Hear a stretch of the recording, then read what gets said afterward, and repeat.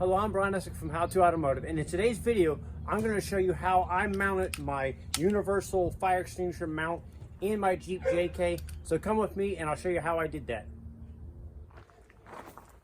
So I mount the fire extinguisher and my first aid kit on the left side of the vehicle, but that way, as soon as I swing the door open, here it is. All I have to do is pull this mount, pull my pin, and I'm ready to fight a fire or whatever that might be.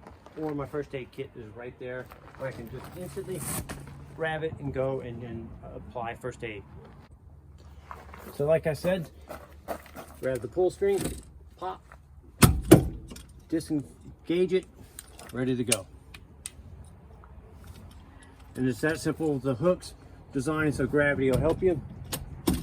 Line it up, slide it down, kind of locks it in place. Now you can reinstall your pin and you're ready to go. So universal fire extinguisher mounts are pretty simple to mount. We just need to figure out where we want to mount the fire extinguisher. And for me, when I was looking around and I saw this right here on my roll bar here, I unzipped it and I noticed that there was this little hole right here so that you can stick something through. So the Velcro opened up. I was able to place it right behind it and it fit perfectly through the hole right here. So I thought this would be a great clean spot to mount it. It's out of the way. It's in a permanent spot. So what I did was to just lined it up like this and used a Sharpie and made a couple marks through the bolt holes with the Sharpie onto the roll bar here. So that's exactly where we need to drill out. So I'm going to use a 3/16 drill bit here and drill a hole through the roll cage here. And I decided to use a pop rivet to mount it. So I put the two rivets through the holes. They have to be long enough to go through the mount and into the roll cage.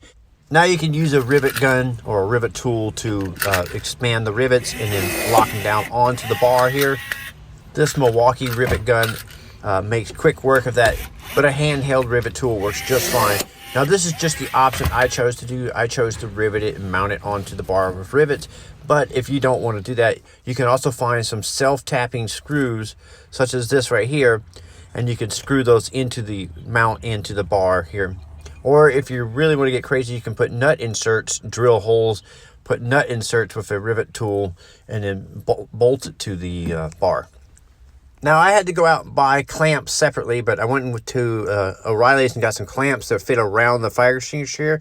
All you do is open them up all the way, and then you feed them through the mount here, and then screw them back together. Slide your fire extinguisher into the position you want, tighten the clamps down, and then you're good to go. It's secure. Now we're ready to mount it onto the base. To mount it, all we had to do is hook the hooks onto the base here, slide it down, and now we are able to put our pin in. Now the pin you can put in from the top or the bottom. I like the bottom, that way you can pull down. It's easier to pull down to release it. But that's just a preference thing, so you can mount it however you feel would be the easiest for you to get at.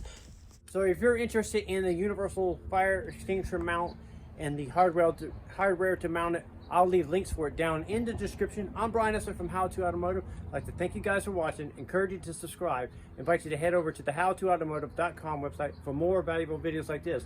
Thank you again for watching.